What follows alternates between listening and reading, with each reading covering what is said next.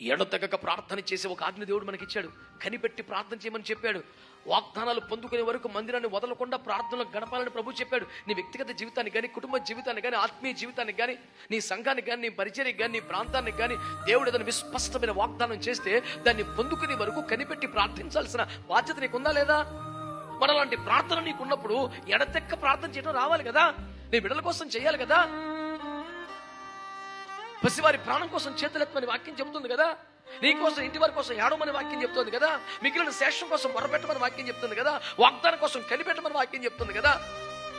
కోతకు పనివారిని పంపని ప్రార్థన చేయమన్నాడు. కడమరి వానాకాలం కడమరి పంపని ప్రార్థన చేయమన్నాడు. ఎన్ని అంశాలు ప్రభు మనకి చెప్పాడు ప్రార్థన చేయమని. ఇన్ని విషయాలు ప్రేయర్ పాయింట్స్ ప్రభువే మనకిచ్చి చెయ్యండిరా బాబు అని చెప్తుంటే రోజు రోజుకి మన ప్రార్థన సమయం పెరగాల వద్దా? ఇంకా చిన్నపిల్లలాగా చేస్తే అలాగా?